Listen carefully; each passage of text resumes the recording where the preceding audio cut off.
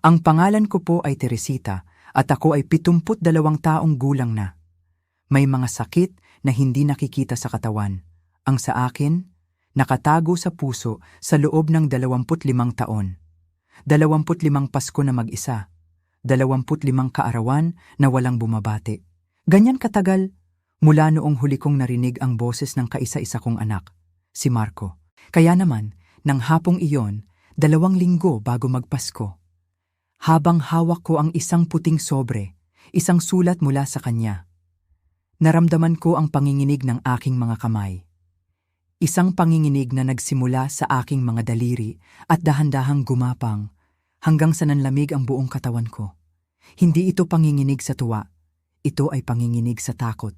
Dahil sa sulok ng sobre, sa ilalim ng pangalan niya, ay may 3 salita na para bang isinulat hindi sa tinta kundi sa yelo.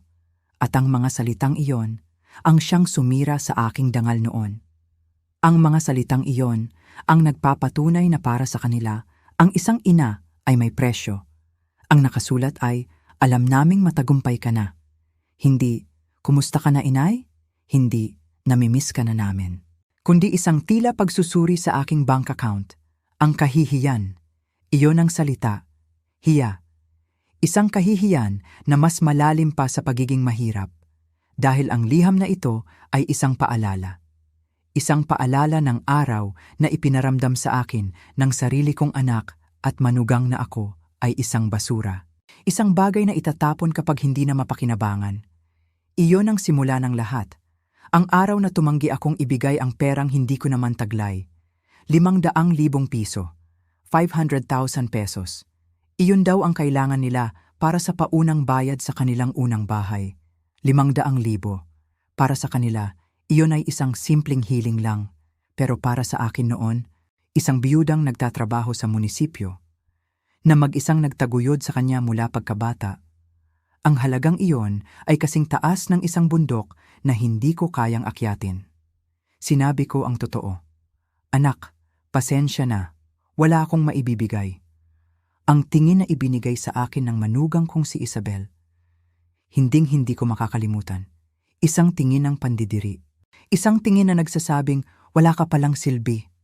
At si Marco, ang anak na pinalaki ko sa aking mga sakripisyo, ay tumalikod na lang, walang utang na loob.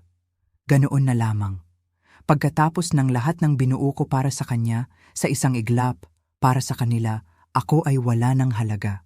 Naging ilaw ako ng tahanan sa isang bahay na hindi naman sa akin. Tiniis ko ang pagod at puyat para lang makapagtapos siya. Nagtahi pa ako ng sarili kong damit para lang makadalo sa kasal nila. Para lang hindi ako maging kahiya-hiya sa kanilang mayayamang bisita. Ibinigay ko ang lahat. Pero kulang pa rin. At dahil wala akong maibigay na 500,000, ang naging kapalit ay 25 taon ng katahimikan. Isang kapat ng isang siglo ng pagpapanggap na hindi ako nag-e-exist sa mundo nila. Sa mga unang taon, halos ikamatay ko ang lungkot. Umiiyak ako gabi-gabi. Naghihintay sa telepono na hindi naman tumutunog. Nagpapadala ng mga card na ibinabalik lang sa akin. Unopened. Pero isang araw, habang nakatingin ako sa salamin at nakita ang isang matandang babae na pagod na sa kalungkutan, nagpasya ako. Sabi ko sa sarili ko, Teresita, tama na, walang tutulong sa iyo kundi ang sarili mo. At doon, nagsimula ang aking lihim. Umalis ako sa aking trabaho sa munisipyo. Sa edad na 52, bumalik ako sa pag-aaral sa gabi. Pinag-aralan ko kung paano gumagana ang pera, paano magnegosyo. Habang ang anak ko ay abala sa pagbuo ng kanyang marangyang buhay, ako naman ay tahimik na nagtatayo ng sarili kong pundasyon. Nagsimula ako sa isang maliit na lupa, isang maliit na paupahan. Bawat sentimong kinikita ko, iniipon ko.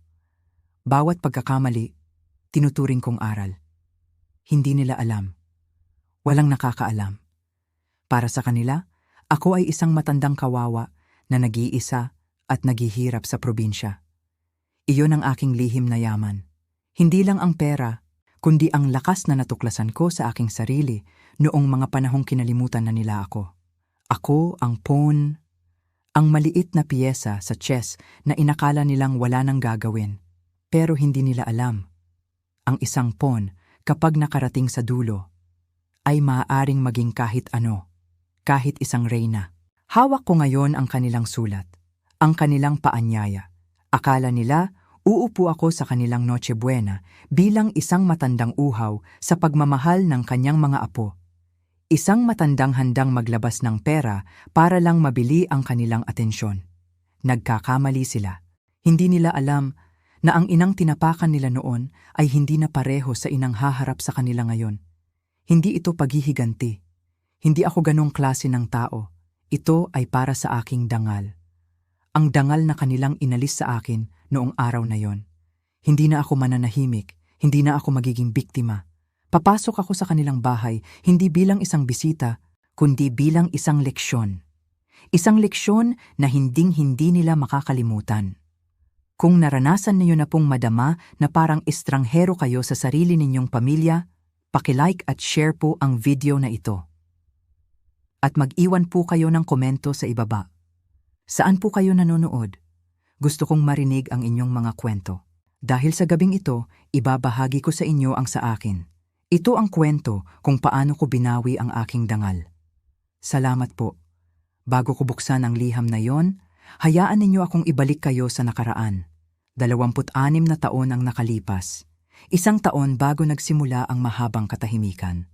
Noong mga panahong iyon, ang buhay ko ay simple lamang. Ang mundo ko ay umiikot lang sa iisang tao. Ang aking anak, si Marco. Mula nang pumanaw ang kanyang ama noong siya ay 7 taong gulang pa lamang, kaming dalawa na lang ang magkasama sa isang maliit na bahay na inuupahan namin sa Batangas. Ako po ay isang simpleng empleyado lamang sa munisipyo. Bawat sentimo ng aking sahod, halos lahat ay napupunta sa kanyang pag-aaral, sa kanyang pagkain, sa kanyang mga damit. Hindi ako nagreklamo kahit minsan, dahil para sa isang ina ang makita mong lumalaki ng maayos ang iyong anak. Iyon na ang pinakamalaking yaman. Iyon ang akala ko. Si Marco ay isang mabuting bata, matalino, masipag at madaling makisama. Ipinagmamalaki ko siya, higit pa sa alam niya.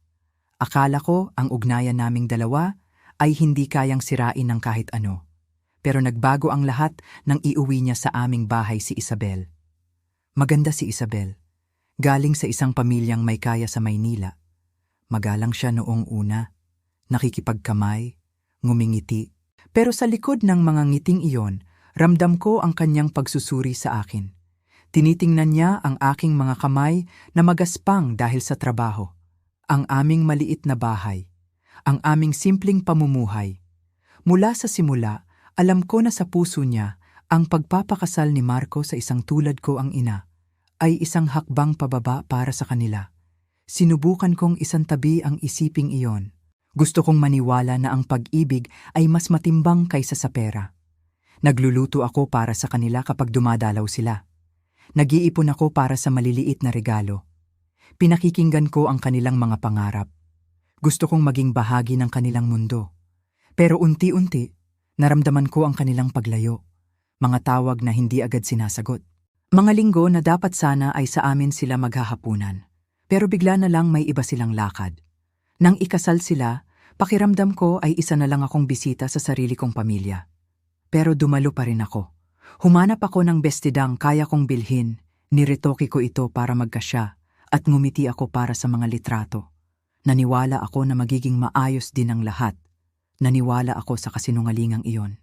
Ang tuluyang sumira sa lahat ay nangyari 1 taon pagkatapos ng kanilang kasal. Naisipan nilang bumili ng kanilang unang bahay. Isang malaking bahay sa isang subdivision sa syudad. At isang araw, umupo sila sa harap ko, sa aming maliit na sala. Si Marco ang nagsalita, pero alam kong ang mga salita ay galing kay Isabel. "Inay," sabi niya, "kailangan namin ng tulong para sa down payment." Tinanong ko kung magkano. Ang sagot niya ay tumusok sa aking dibdib. 500,000 piso. 500,000 pesos. Noong mga panahong iyon, ako ay nabubuhay lang sa sahod. May kaunti akong naipon para sa emergency, pero sapat lang iyon para sa ilang buwan kung sakaling mawalan ako ng trabaho. Paano ko ibibigay ang perang hindi ko naman hawak? Ipinaliwanag ko sa kanila ng mahinahon. Sinabi ko na wala akong ganong kalaking halaga. Ang tingin na ibinigay sa akin ni Isabel, para akong sinunog ng buhay, hindi pagkadismaya, kundi pandidiri. Parang sinasabi niya, ano ka bang klase ng ina? Si Marco ay hindi nagsalita noong una, pero makalipas ang 1 linggo, bumisita siya sa akin ng mag-isa. Ang mga salita niya, malinaw pa rin sa aking isipan hanggang ngayon. Sabi niya, Inay, kahit minsan, wala ka pang naibigay na malaking bagay sa buhay ko. Ito na sana ang pagkakataon mo, pero tinalikuran mo kami. Sinubukan kong ipaliwanag. Sinabi ko, Anak, ibinigay ko sa iyo ang lahat ng kaya ko. Ang aking oras, ang aking lakas, bawat pisong kinita ko napunta sa pagpapalaki sa iyo. Pero para sa kanya, sa sandaling iyon, lahat ng iyon ay walang halaga. Nagkasagutan kami. Sinabi kong mahal ko siya, pero hindi ako makakapagbigay ng perang wala ako. Ang sabi niya, mas mabuti raw siguro kung bibigyan ko muna siya ng space. Ang espasyong iyon ay naging katahimikan. Ang katahimikan ay lumalim sa paglipas ng mga taon. Nang isilang ang kanilang unang anak, nalaman ko lang ito pagkatapos ng ilang buwan, mula sa isang kapitbahay na nakakita ng anunsyo sa dyaryo. Walang tawag, walang litrato, walang paanyaya sa ospital. Tuwing kaarawan, nagpapadala ako ng mga card. Minsan, ibinabalik itong hindi bukas. Minsan, nawawala na lang. Mga graduation, elementarya, high school, kolehiyo. Naririnig ko lang sa mga bali-balita mula sa mga dati kong kaopisina, pero wala akong natanggap na imbitasyon para umupo sa upuan ng mga magulang, para pumalakpak para sa aking mga apo. Ang bawat Pasko, iyon ang pinakamasakit. Isang mesang pang-2 na dapat sana'y puno. Isang umaga ng Pasko kung saan nakaupo lang ako kasama ang aking kape, pinapanood ang pagbagsak ng ulan sa bintana, at nagkukunwaring hindi ako nasasaktan na ang aking anak at ang kanyang pamilya ay nagtatawanan sa ibang lugar nang wala ako. May 1 taon, nag-bake ako ng cake para sa kaarawan ni Marco. Ang paborito niya noong bata pa siya. Maingat kong ibinalot, nag-drive ako papunta sa kanilang address at ipinatong ito sa kanilang pintuan na may kasamang note, With love, Inay. Umupo ako sa aking kotse ng matagal, umaasa na may magbubukas ng pinto at tatawagin ako. Walang nangyari. Nang gabi na at dumaan akong muli, wala na ang cake. Hindi ko alam kung kinain ba nila o itinapon lang. Pagkatapos noon, sinabi ko sa sarili ko, tama na ang pagsubok. Bawat pagsubok, lalo lang binubuksan ng sugat. Kaya ibinaon ko ang aking sarili sa trabaho at sa pagbuo ng isang buhay na hindi nakadepende sa kanilang pagtanggap. At iyon ang naging simula ng aking pagbangon. Noong tuluyan na akong tinalikuran ni Marco at Isabel, may 2 akong pagpipilian. Hahayaan ko ang sarili kong malunod sa kalungkutan o lalangoy ako para mabuhay. Aaminin ko, sa simula, halos malunod ako. May mga gabi na ang unan ko na lang ang nakakaalam ng aking mga luha. Ang tanong na, saan ako nagkamali, ay paulit-ulit na tumatakbo sa isip ko. Pero ang mga luha ay hindi nakakabayad ng upa. At hindi rin nito kayang ayusin ang isang sirang puso. Kaya't ginawa ko ang tanging bagay na alam ko. Pumasok ako sa trabaho araw-araw. Kahit masakit ang aking mga binti at likod, tinanggap ko ang lahat ng extra shift na inalok sa akin. Nag-aayos ako ng mga sulat sa umaga, nagkakarga ng mga dokumento sa hapon, at minsan, nagtatrabaho pa ako tuwing Sabado at Linggo. Sinabi ko sa sarili ko, kung hindi ako maaaring maging bahagi ng buhay ng aking anak, bubuin ko man lang ang sarili kong buhay na may kahit kaunting katatagan. Habang tumatagal, napagtanto ko na hindi ako maaaring umasa sa sahod ng gobyerno habang buhay. Malapit na ang aking pagre-retiro at maliit lang ang aking ipon. Kailangan kong gumawa ng paraan. Kaya't sa edad na 52, 52 anyos, nag-enroll ako sa mga night class sa isang community college. Karamihan sa mga kaedad ko ay nagpapahinga na, pero ako, bitbit ko ang aking mga notebook sa isang silid-aralan na puno ng mga 20 anyos. Nag-aral ako ng bookkeeping. Gusto kong maintindihan ang mga numero, mga balance sheet, at kung paano talaga gumagana ang pera. Pag uwi ko galing sa munisipyo, magbibihis lang ako at diretso na sa klase. Halos 10:00 na ng gabi ako nakakauwi. Uupo ako sa aking mesa sa kusina, nag-aaral ng mga ledger at mga practice problem, habang umiinom ng kape para lang manatiling gising. Hindi ito madali. Ang isip ko ay hindi na kasing bilis noong bata pa ako. Pero determinado ako. Bawat exam na naipapasa ko, bawat chapter na natatapos ko, pakiramdam ko ay may maliit na bahagi ng aking sarili na aking binabawi. Isang gabi, pagkatapos ng klase, tinanong ako ng isa sa mga batang kaklase ko kung bakit ko raw pinapahirapan ang sarili ko sa ganoong edad. Ngumiti ako at sinabi ko sa kanya ang totoo. Dahil walang mag-aalaga sa akin kundi ako. Iyon ang naging motto ko. Nang matapos ko ang programa, mas matalas na ang aking isip, mas may tiwala ako sa sarili. Marunong na akong magbasa ng mga financial statement, mag-calculate ng interes, at maintindihan ang mga panganib sa pangungutang. Hindi ako eksperto, pero sapat na ang alam ko para makagawa ng mas mahusay na mga desisyon. Noong mga panahong iyon, nagsimulang pag-usapan sa opisina ang mga side business. May mga nagbebenta sa palengke. May mga sumubok sa food cart. Alam kong wala akong lakas para sa mga ganon, pero ang ideya ay nanatili sa aking isipan. Isang hapon, habang namimili, napansin ko ang isang maliit na lote na may nakasulat na for sale. Hindi ito maganda, bakante lang at napapalibutan ng bakod, pero may kung anong kumuha ng atensyon ko. Umuwi ako ng gabing iyon at nagsimulang mag-compute. Luma ang lugar, pero ang pangangailangan para sa mga paupahang kwarto o bed space ay palaging mataas. Laging may mga taong nangangailangan ng murang matitirhan. Gamit ang bago kong kaalaman sa bookkeeping, nakita ko kung paano maaaring magtagpo ang kita at gastos. Hindi ako nagpadalos-dalos. 3 taon. 3 taon akong nag-ipon ng bawat pisong kaya kong itabi. Tiniis ko lahat. Walang bagong damit, walang kain sa labas, walang luho. Ang luma kong kotse, ginamit ko hanggang sa halos bumigay na. Dahan-dahan, nakabuo ako ng isang maliit na ipon.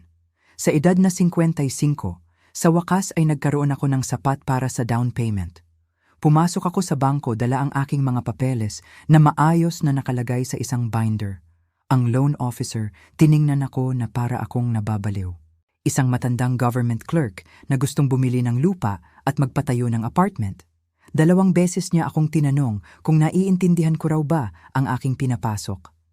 Pero ginawa ko ang aking homework. Ipinakita ko sa kanya ang aking mga spreadsheet, ang aking savings record, at ang aking projected cash flow. Pagkatapos ng ilang linggong pabalik-balik, inaprubahan ako ng bangko. Nang pirmahan ko ang mga papeles na iyon, naramdaman ko ang isang bagay na matagal ko nang hindi naramdaman. Pag-asa. Sa simula, mahirap ang negosyo. Ako lahat. Ako ang naniningil ng upa, nag-aayos ng mga sirang gripo, nagwawalis at nag-aasikaso sa mga nangungupahan. Ang ilan sa mga dati kong katrabaho, pinagtawanan ako nang malaman nila. Si Teresita nagpapatakbo ng mga paupahan, sabi nila, pero wala akong pakialam.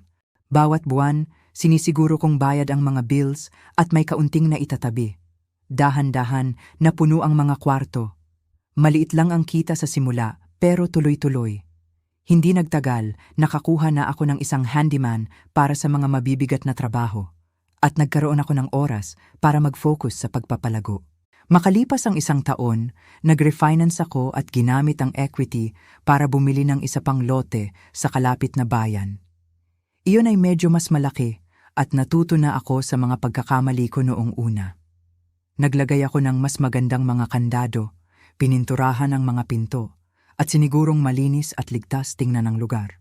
Hindi nagtagal, kumalat ang balita, nagtiwala sa akin ang mga tao, ang mga bayad sa upa, nagsimulang dumami. Sa tingin ko, ang nagtulak sa akin noon ay hindi lang ang pangangailangan para sa seguridad sa pananalapi.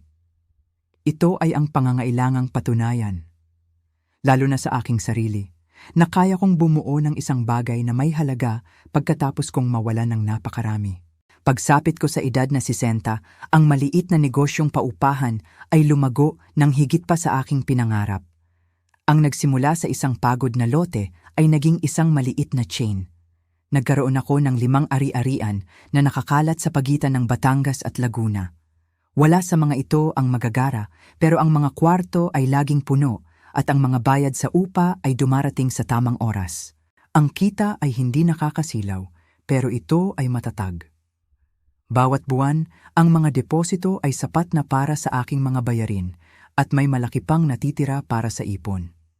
Sa unang pagkakataon sa aking buhay, naramdaman ko ang uri ng seguridad na lagi kong ninanais pero hindi ko akalaing makakamit. Hindi ko na kailangang umasa sa kahit sino. Kaya ko nang tumayo sa sarili kong mga paa. Isa sa mga unang bagay na ginawa ko ay ang bumili ng isang maliit na bahay na bungalow sa labas lang ng syudad. Walang malaki, walang enggrande, 3 kwarto, isang malawak na beranda at sapat na lupa para sa isang maliit na hardin sa likod. Binayaran ko ito ng buo. Cash, walang utang. Ang pagpirma sa mga papeles na iyon at ang kaalaman na ang bahay ay akin, walang anumang pagkakautang, nagbigay sa akin ng kapayapaang hindi ko maipaliwanag. Tinanong ako ng mga kaibigan kung bakit hindi ako lumipat sa mas malaking bahay o mas malapit sa sentro, pero hindi ko kailangan iyon. Hindi ko kailangan ng mga chandelier o 3 kotse na garahe. Ang gusto ko ay isang lugar kung saan maaari akong umupo sa beranda tuwing hapon, uminom ng tsaa at panoorin ang paglubog ng araw nang hindi nag-aalala sa mga bill na nagpapatong-patong sa mesa. Ang maliit na bahay na iyon ang naging santuwaryo ko. Kahit na sa wakas ay may pera na ako sa bangko, namuhay pa rin ako sa paraang nakasanayan ko. Ang kotse ko ay 10 taong gulang na at ginamit ko ito hanggang sa halos matanggal na ang mga gulong. Namimili ako sa mga sale sa grocery, nagugupit ng mga kupon at tinatahi ko ang aking mga damit kapag kaya pa.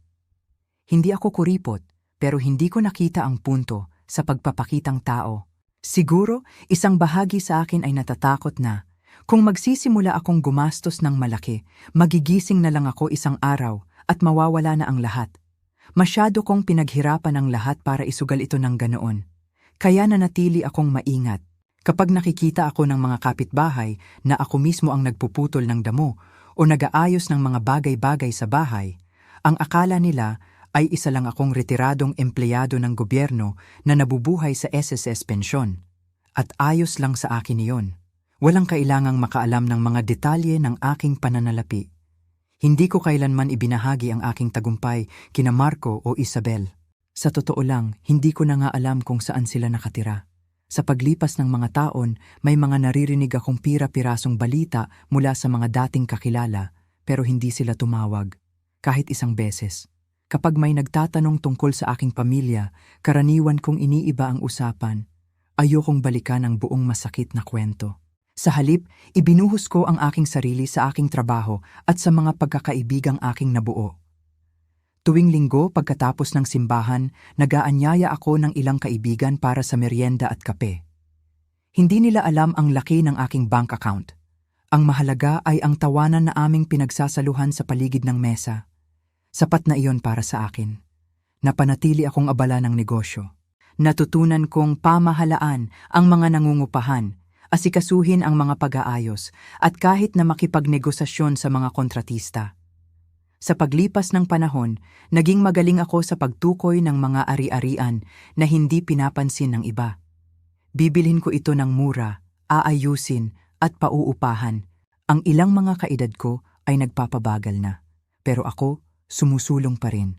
Hindi ko ito ginawa para sa pagkilala. Ginawa ko ito dahil binigyan ako nito ng layunin. Ang pagpapatakbo ng mga pasilidad na iyon ay nagpanatiling matalas sa aking isip at matatag sa aking puso. Hindi ako naghahabol ng milyones. Nagtatayo ako ng isang unan para hindi ko na muling maramdaman ang takot na maubusan. Iyon ang tunay na yaman na aking nakamit. Ang kapayapaan ng isip dahil alam kong kaya kong harapin ang anumang darating sa akin. Pagsapit ng 65, maaari na sana akong magretiro ng tuluyan pero hindi ko ginawa. Gusto ko ang routine. Gusto kong maglakad sa mga hilera ng mga kwarto, tinitingnan ang mga kandado, nakikipag-usap sa mga customer. Bawat isa sa kanila ay may kwento. Mga pamilyang lumilipat, mga batang mag-asawang nagbabawas ng gamit, mga matatandang nag-iimbak ng mga bagay pagkatapos mawalan ng mahal sa buhay. Sa isang paraan, pinapanatili akong konektado nito sa mga tao nang hindi kailangang umasa sa pamilyang wala naman doon. Isang hapon, nasa bangko ako para ayusin ang mga papeles para sa isang utang na babayaran ko na ng maaga. Tiningnan ako ng loan officer at sinabi, "Ginang Reyes, karamihan po sa mga kaedad ninyo ay nag-aalala kung paano pagkakasyahin ang kanilang retirement check. Kayo po, nakaupo dito na walang utang at mas marami pang assets kaysa sa ilang maliliit na kumpanya. Paano niyo po nagawa?"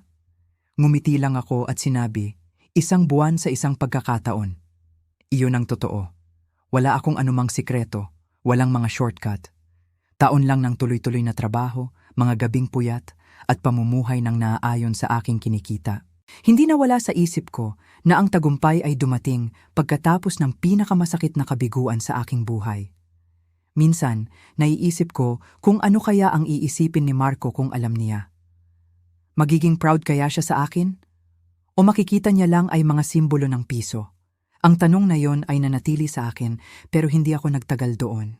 Nakabuo ako ng buhay nang wala sila at hindi ako magmamakaawa para sa kanilang pagkilala.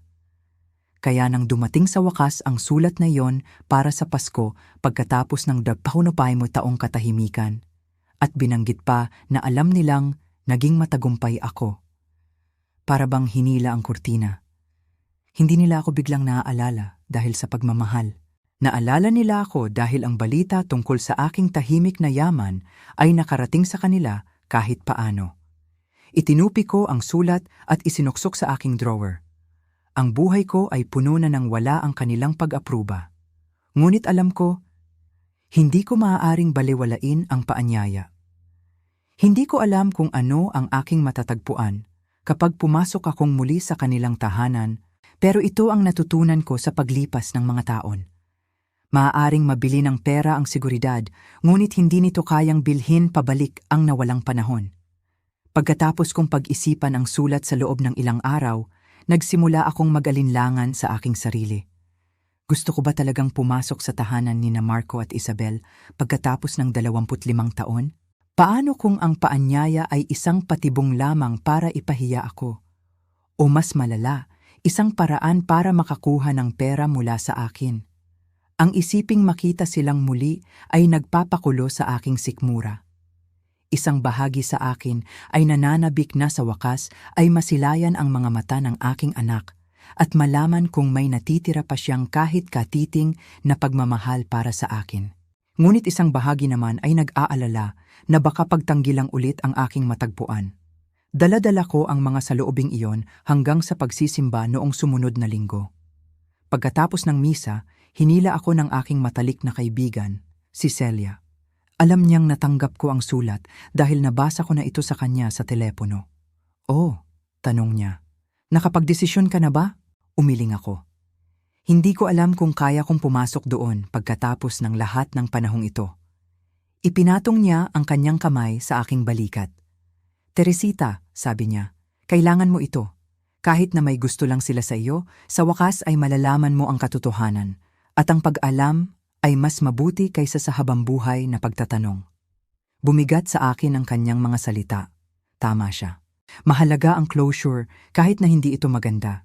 Nang gabing iyon, umupo ako sa aking mesa sa kainan at gumawa ng isang listahan ng mga kakailanganin ko kung pupunta ako. Kakaiba ang pakiramdam. Nag-e-empake para sa isang holiday kasama ang pamilyang hindi ko na talaga kilala. Ang unang bagay sa aking listahan ay mga regalo para sa mga apo. Hindi ko pa sila nakikilala, ngunit sa pamamagitan ng maliliit na impormasyong nakalap ko sa paglipas ng mga taon, alam ko ang kanilang mga pangalan at edad. Nagpunta ako sa mall at binilhan ko ang bawat isa ng isang bagay na pinag-isipan, ngunit hindi magarbo. Isang libro, isang mainit na sweater, isang puzzle. Nais kong magkaroon sila ng isang bagay na nagpapakita na iniisip ko sila bilang mga individual, hindi lang bilang mga estranghero. Maingat kong binalot ang bawat regalo at isinulat ang kanilang mga pangalan sa malinis na sulat kamay sa mga tag.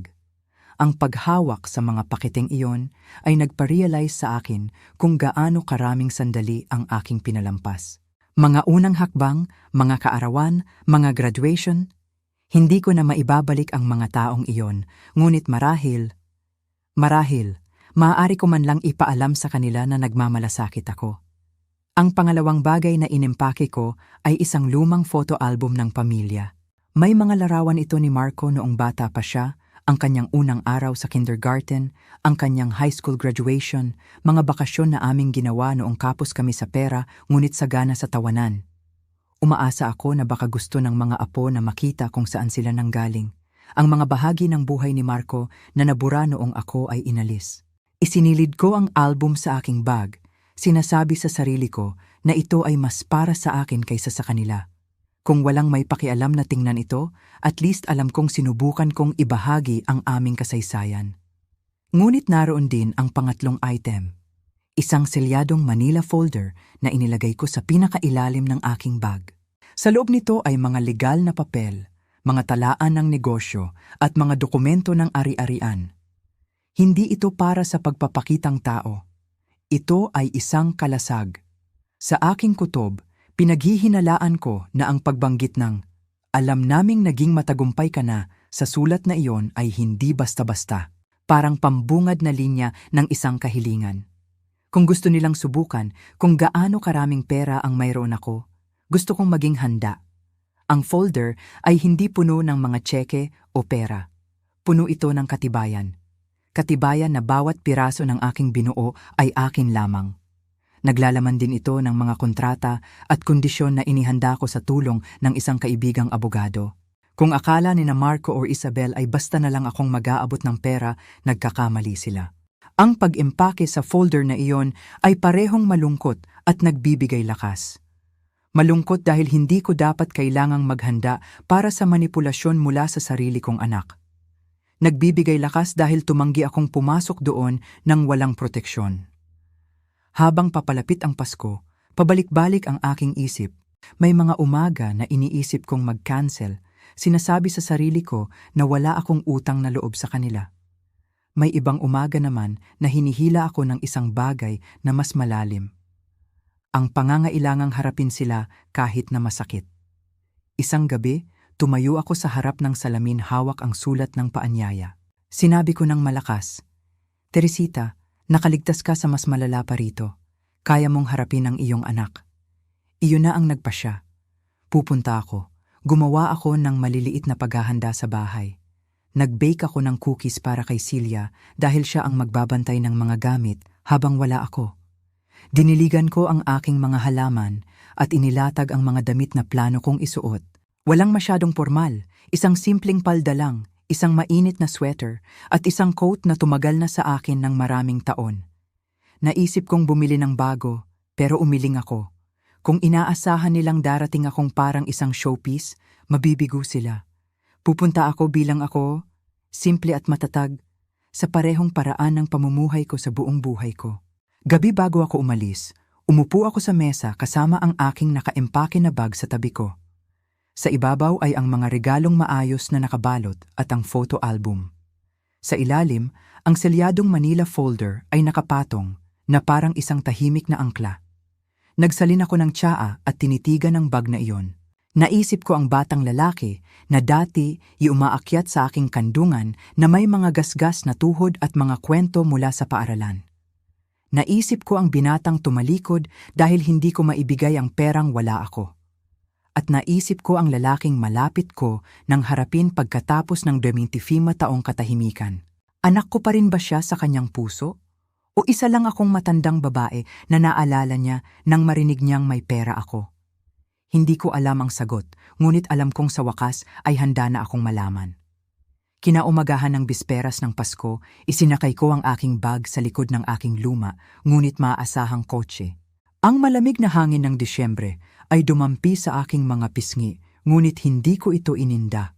Isinara ko ang aking coat, umupo sa driver's seat, at huminga ng malalim. Ang daan sa unahan ko ay hindi naman ganoon kahaba kung sa milya susukatin. Ngunit sa katotohanan, ito ay isang paglalakbay na sumasaklaw sa mga dekada ng sakit at hinanakit. Habang paalis ako sa aking tahimik na tahanan, sinabi ko sa aking sarili, anuman ang mangyari, Sa wakas, matatapos na rin ang katahimikan. Tahimik ang biyahe patungo sa bahay ni Marco. Ang mga kalsada ay may palamuting nyebe, isang pambihirang pagkakataon sa Pilipinas, pero ipagpalagay na lang nating malamig ang simoy ng hangin. Mga parol at kumukutitap na ilaw ang nakasabit sa bawat bahay na aking nadadaanan. Bawat kilometrong tinatakbo ng sasakyan ay naghahatid ng halong kaba at determinasyon. Nang lumiko ako sa kanilang subdibisyon, ang aking mga kamay ay napakapit ng mahigpit sa manibela na namuti na ang aking mga buko. Si Marco ay nakatira sa isang malaking bahay na pangsuburban. 2 palapag, gawa sa ladrilyo at kahoy, ang uri na nakikita mo sa mga family magazine. Puno ng mga sasakyan ng driveway at umaabot pa sa kalye. Ipinarko ang aking kotse nang medyo malayo at naglakad dala-dala ang aking bag at mga regalo. Bawat hakbang palapit sa kanilang pintuan. Parang 100 librang bigat ang nakadagan sa aking mga balikat. Huminto ako sandali sa harap ng pinto, tiningnan ang malaking Christmas wreath na nakasabit at muling huminga ng malalim. Pagkatapos, pinindot ko ang doorbell. Si Isabel ang nagbukas. Ngumiti siya, pero ang kanyang mga mata, hindi kasama sa ngiti. Isang ngiting formal, isang ngiting para sa bisita, hindi para sa isang ina. "Tita Teresita," sabi niya at agad akong napatigil. Hindi inay, hindi mama, kundi tita. Isang malinaw na mensahe ng distansya. "Ang tagal na po," dagdag niya. "Oo, matagal na nga," sagot ko at pumasok sa loob. Ang bahay ay amoy hamon at kanela. Ang tunog ng tawanan ng mga bata ay umaalingaw-ngaw mula sa sala. Ngunit ang init na inaasahan kong madama. Wala roon. Lahat ay parang matigas. Parang isang dula sa entablado kung saan ang mga aktor ay hindi sapat ang ensayo. Ito ay isang bahay, oo, pero hindi isang tahanan, hindi para sa akin. Lumabas si Marco mula sa kusina. Sa isang sandali, napigil ang aking paghinga. Mas matanda na siya, syempre. May mga linya na sa paligid ng kanyang mga mata at kaunting puting buhok sa kanyang sentido. Ngunit sa kanyang mukha, nakita ko pa rin ang anino ng batang lalaki na aking pinalaki. "Inay," sabi niya, at hinila ako para sa isang mabilis at awkward na yakap. "Mabutit nakarating ka." Niyakap ko siya pabalik, bagamat may pagkailang. Ang 25 taon. Hindi mabubura ng isang salita o isang yakap. Ipinakilala sa akin ang mga apo, isa-isa. Magalang sila. Bawat isa ay nakipagkamay at nagpasalamat sa mga regalong dala ko. Ngunit hindi nila ako kilala at hindi ko sila masisisi sa distansya sa kanilang mga boses. Isa akong estranghero na nagkataong kapareho nila ng apelyido. Umupo ako sa isang silya sa sala habang sila ay naghahanda. Pinagmasdan ko ang paligid. Ang mga muebles ay mamahalin. Ang mga palamuti ay elegante. May isang malaking Christmas tree sa isang sulok, kumikinang sa mga ilaw at palamuti. Lahat ay perpekto sa panlabas, pero ramdam ko ang lamig, ang kawalan ng tunay na kaluluwa. Tiningnan ko ang mga litratong nakasabit sa dingding. Mga litrato ng pamilya sa bakasyon, sa mga kaarawan, sa mga graduation. Isang perpektong pamilya. Isang pamilyang walang lugar para sa akin. Naramdaman kong may tumabi sa akin. Isa sa mga apo, isang batang babae na mga 12 taong gulang. "Lola po?" tanong niya ng mahina. Tumango ako at ngumiti. "Oo, apo. Ako po si Angela," sabi niya. "Salamat po sa libro." "Walang anuman, Hija," sabi ko. "Mahilig ka bang magbasa?" Tumango siya. Nag-usap kami sandali tungkol sa mga libro. Sa mga sandaling iyon, naramdaman ko ang isang maliit na kislap ng pag-asa. Marahil mayroon pang puwang para sa koneksyon. Pero nang tawagin siya ni Isabel para sa hapunan, ang sandaling iyon ay nawala na. Nagsimula ang Noche Buena. Ang hapagkainan ay napakaganda. Mga kandila, mamahaling plato at kubyertos. Si Isabel ay naghanda ng isang buong handaan. Hamon, keso de bola, lechon, at iba't ibang uri ng kakanin. Nagdasal kami at tahimik akong sumabay. Patuloy akong naghihintay ng isang sandali kung saan mararamdaman kong bahagi na ulit ako ng pamilya. Ngunit sa halip, pakiramdam ko ay isa akong panauhing pandangal na hindi naman talaga dapat nandoon. Nagsimula ang pagkain sa mga mababaw na usapan. Ang mga apo ay nagkwento tungkol sa kanilang eskwela, sa sports, at sa mga plano nila kasama ang mga kaibigan. Maingat akong nakinig, sinasapuso ang bawat detalye dahil napakarami kong napalampas sa kanilang buhay. At pagkatapos, dumating ang unang pahiwatig ni Isabel. "So, Tita Teresita," sabi niya habang hinihiwa ang kanyang hamon, "nabalitaan po namin na naging matagumpay daw po ang inyong mga negosyo. Mga paupahan, hindi po ba? Sino po ang mag-aakala? Siguradong napakakomportable na po ng buhay ninyo ngayon." Ang kanyang tono ay matamis sa pandinig, ngunit ang mga salita ay mabibigat. May laman, parang isang mangingisda na naghahagis ng pain at naghihintay kung may kakagat.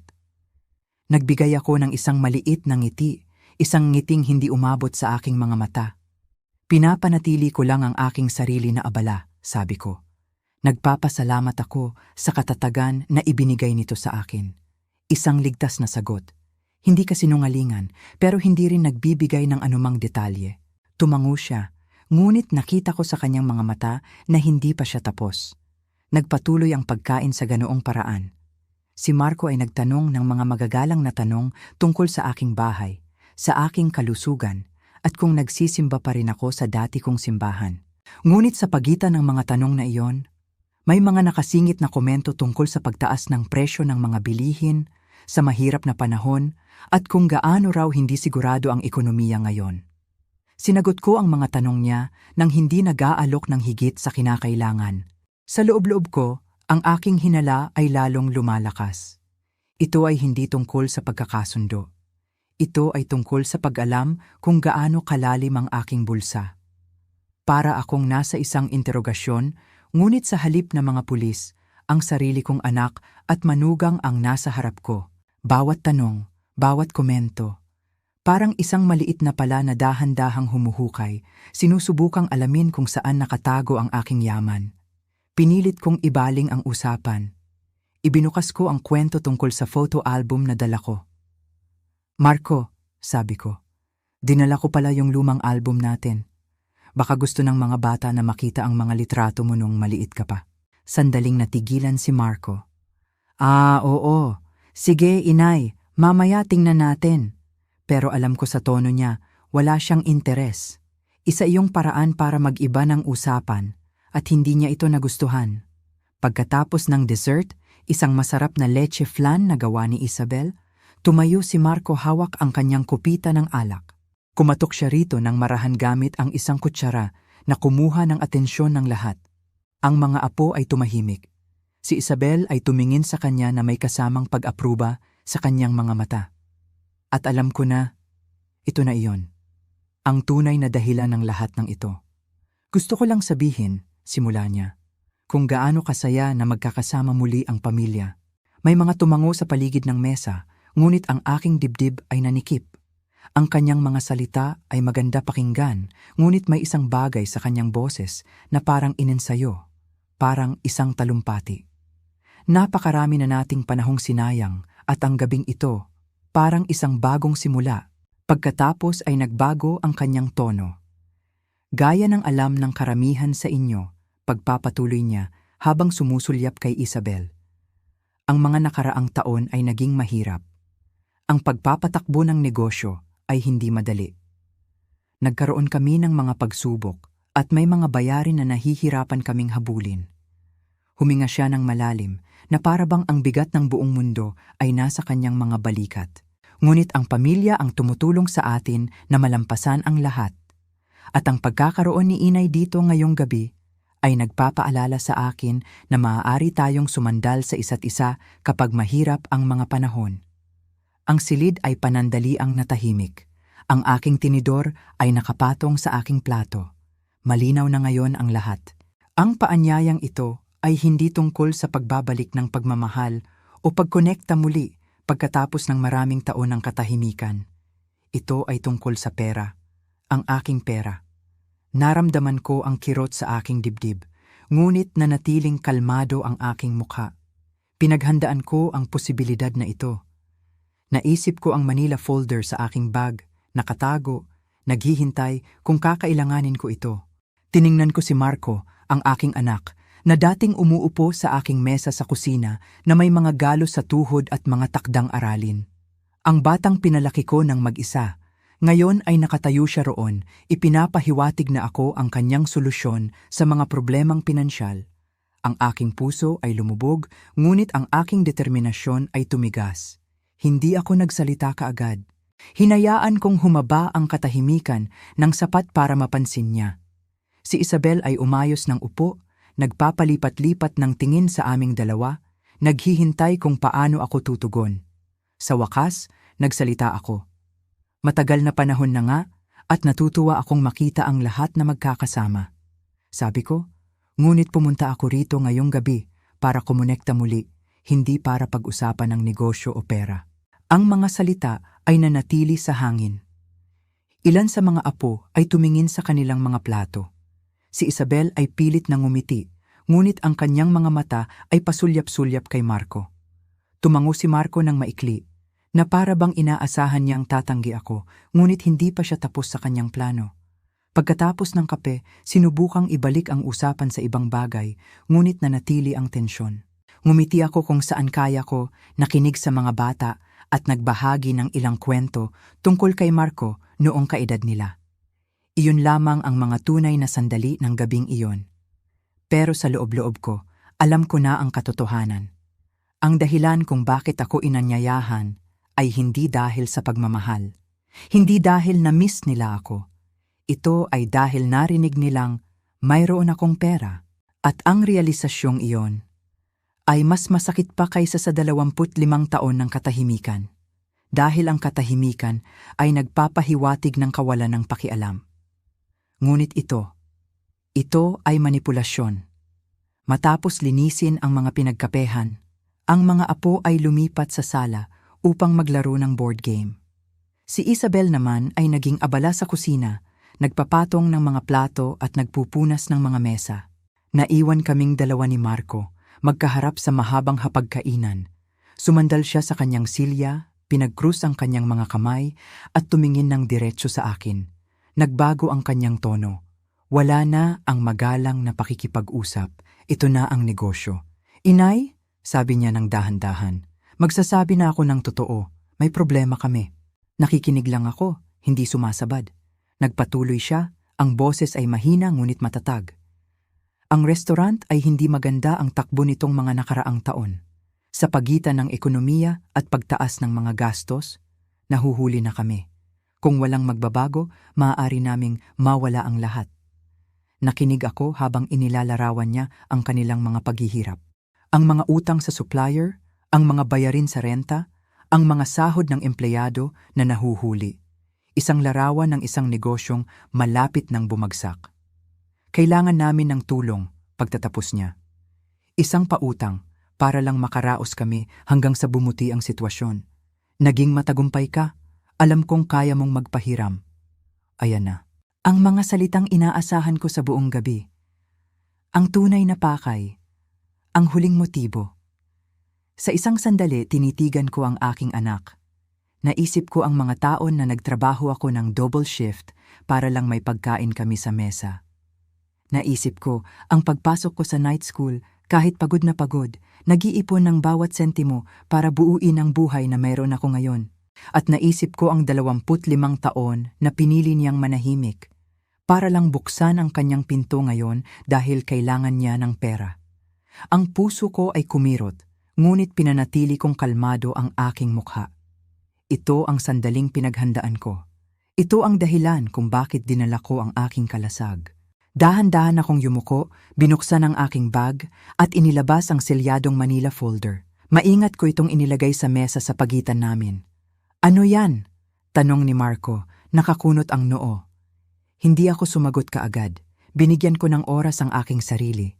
Binuksan ko ang takip ng folder at inilatag ang mga papel sa loob.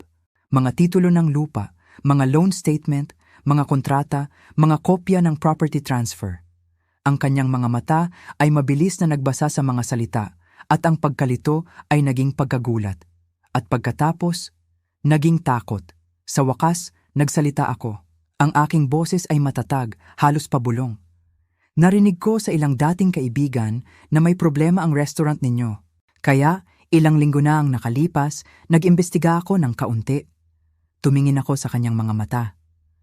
At Marco, hindi lang ako pumarito ngayong gabi na may dalang mga regalo. Pumarito akong handa. Tinapik ko ang isang papel gamit ang aking daliri. Ito ang mortgage ng restaurant ninyo. Binili ko ito.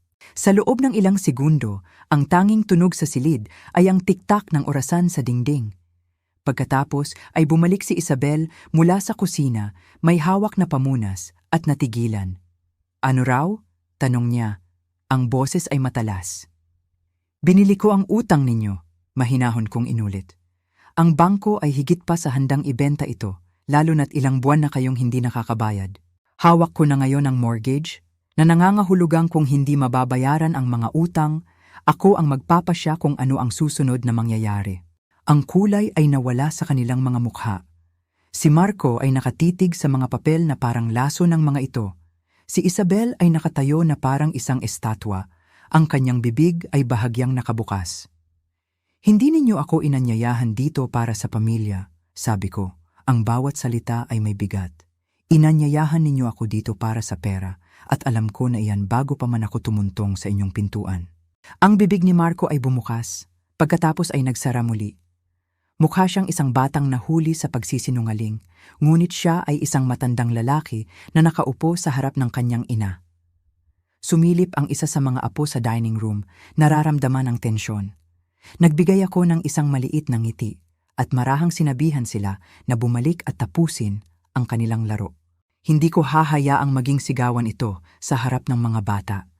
Sa wakas ay nagsalita si Isabel, tumataas ang kanyang boses. Paano mo nagawa ito nang hindi namin alam?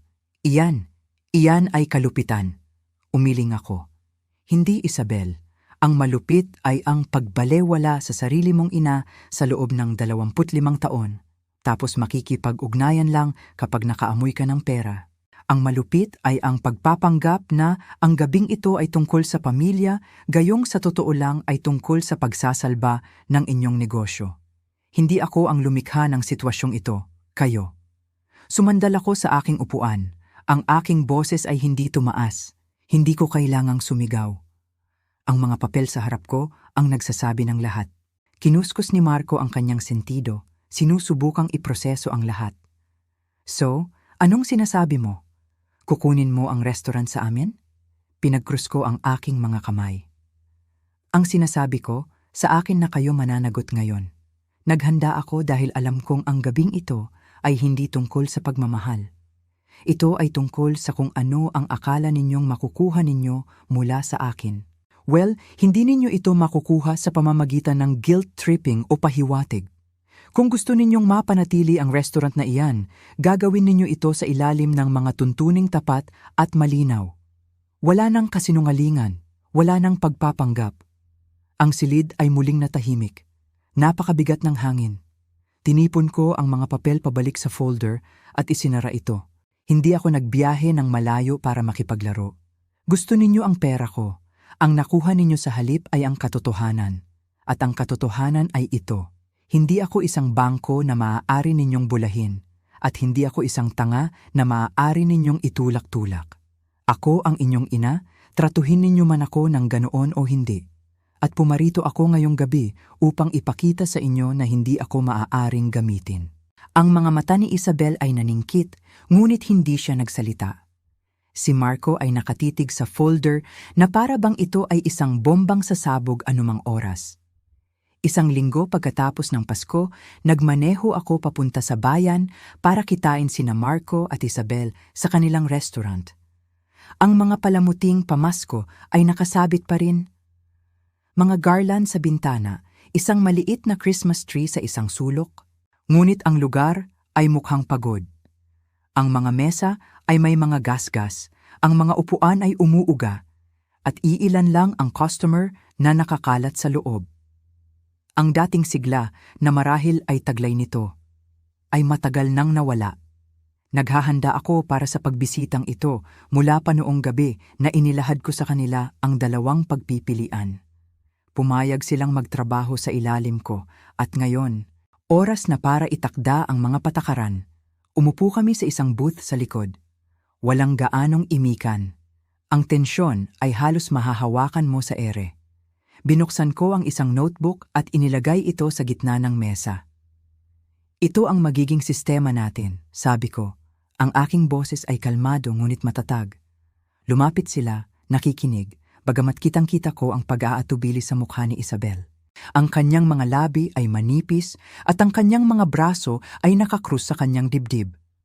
Isang malinaw na senyales ng pagtutol. Si Marco naman ay nakatingin lang sa mesa, ang kanyang mukha ay isang blangkong pader. Mananatili kayo bilang mga manager, simula ko. Ngunit bawat gastos na hihigit sa 5,000 piso ay kailangang dumaan sa akin. Walang pag-apruba, walang gastos. Naiintindihan ba? Tumango si Marco ng dahan-dahan. Si Isabel ay hindi kumibo. Wala nang pagsusugal sa mga magagarang menu o mga renovation na hindi naman ninyo kayang bayaran. Pagpapatuloy ko. Ang prioridad natin ay maging matatag. Ang sahod ng mga empleyado ang unang babayaran. Palagi. Pangalawa ang mga supplier. At pangatlo ang pagbabayad sa utang. Iyan ang pagkakasunod-sunod. Walang pagbabago. Tumingin ako sa kanila ng diretsyo. Kayong dalawa ay tatanggap ng sahod. Isang sahod na disente at sapat para sa inyong mga pangangailangan. Pero hindi sapat para maghukay kayo ng mas malalim na butas. Bawat buwan, sa huling Biyernes ng buwan, magkikita tayo. Dala ninyo ang mga libro de kwenta at susuriin natin ito ng magkasama. May mapait na ngiti sa labi ni Isabel. Parang mga bata kami na kailangang mag-report sa iyo. Sabi niya, hindi maitago ang sarkasmo. Tiningnan ko siya, hindi nagpatinag. Hindi. Para kayong mga may-ari ng negosyo na nananagot sa kanilang investor. At sa ngayon, ako ang investor na iyon. Inilagay ko sa harap nila ang isang kasulatan na inihanda ng aking abogado. Simple lang ang nakasulat. Isang kasunduan na nagsasaad ng lahat ng aking sinabi. Pirmahan ninyo ito, sabi ko. Nagkatinginan silang dalawa. Iyon na marahil ang isa sa pinakamahabang minuto sa kanilang buhay. Ang paglunok sa kanilang pride, ang pag-amin sa kanilang pagkatalo. Sa huli, kinuha ni Marco ang ballpen at walang imik na pumirma. Sumunod si Isabel, ang kanyang pirma ay madiin at puno ng galit. At kapag nabayaran na ang utang, tanong ni Marco. Kapag nabayaran na ang huling sentimo, sagot ko, sa inyo na ulit ito. Ngunit hanggang sa araw na yon, ang restaurant na ito ay sa akin.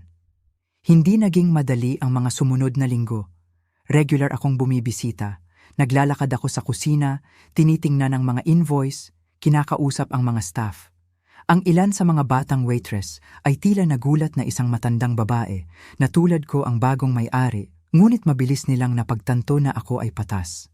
Hindi ako humihingi ng perpeksyon, ngunit humihingi ako ng katapatan. Pinutol ko ang mga gastos na hindi kailangan. Nakipagnegosasyon ako sa mga supplier para sa mas magandang presyo. Hinigpitan ko ang mga schedule para maiwasan ang sobrang tao kapag hindi naman peak hours. Hindi ito kaakit-akit na trabaho, ngunit unti-unti, nagsimula itong magpakita ng pagkakaiba. Dahan-dahan, ang mga numero ay nagsimulang bumaliktad mula sa pagkalugi. Para kina Marco at Isabel, ang pinakamahirap na bahagi ay ang paglunok sa kanilang pride. Sanay sila ang nagpapatakbo sa kanilang paraan. Ngayon, kailangan nilang sumagot sa akin. May mga pagkakataon na nakikita kong malapit na silang bumalik sa kanilang dating gawi. Isang planong magarbong event, isang ideyang bumili ng bagong mamahaling gamit. Ngunit sa tuwing nangyayari iyon, ipinapaalala ko sa kanila sa isang kalmadong boses. Tandaan ninyo ang kasunduan. Humingi kayo ng tulong. Ito ang itsura ng tulong. At wala silang nagagawa kundi ang sumunod. Ngunit sa gitna ng lahat ng tensyon sa negosyo, may isang bagay na nagsimulang magbago. Isang bagay na hindi ko inaasahan. Ang mga apo ko, nagsimula silang tumingin sa akin sa ibang paraan. Siguro dahil sa regular na nilang nakikita sa restaurant. Hindi na ako isang estranghero na bigla na lang sumulpot nung Pasko. Isang hapon, habang nag-aaral ako ng mga resibo sa isang mesa, tahimik na lumapit sa akin si Angela, ang aking 12 taong gulang na apo. Lola, sabi niya, salamat po. Dahil hindi ninyo kami sinukuan, ang kanyang mga salita tumagos diretsyo sa aking puso. Ito ang unang tunay na biyak sa pader na nakapag-itan sa amin.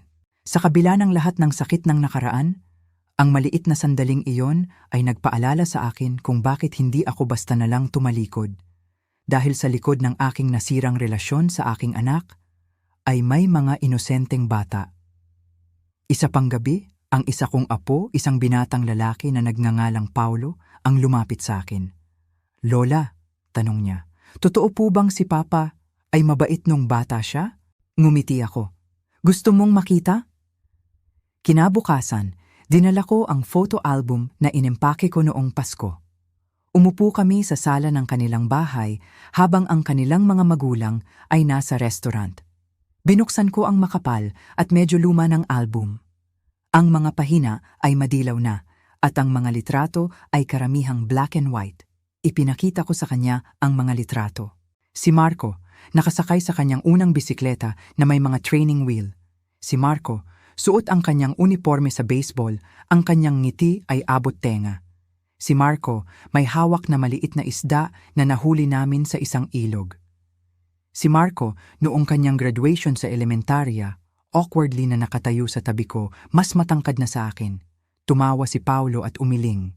Ang hirap pong isipin na si Papa ay naging ganyan kaliit. "Lahat tayo ay nagsimula sa pagiging maliit, apo," sabi ko. "Minsan, nakakalimutan lang natin yon kapag tumanda na tayo." Paunti-unti, nagsimulang lumapit ang mga apo.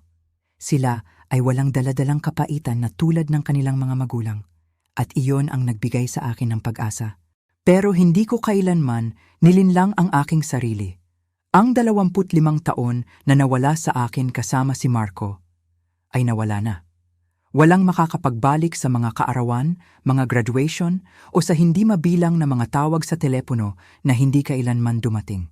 Ang kalungkutang iyon ay palaging magiging bahagi ko. Ngunit mayroon ding kapayapaan. Sa unang pagkakataon, hinarap ko ang katotohanan sa halip na pagtaguan ito. Hindi ako dumating sa Pasko na may galit at hindi ako umalis na may kahihiyan. Tumayo ako ng matatag. Binabalansi ko ang pananagutan at dignidad. At dahil doon, gumaan ang aking pakiramdam. Isang gabi, pagkatapos kong suriin ang mga libro sa restaurant, nilak ko ang pinto at tumayo sa labas sa malamig na hangin ng gabi. Ang ilaw ng neon sign ay umuugong sa itaas ko at ang mga sasakyan ay dumadaan sa kalye. Inisip ko ang lahat ng nangyari, ang katahimikan, ang sulat, ang komprontasyon noong Pasko, ang mga desisyong ginawa.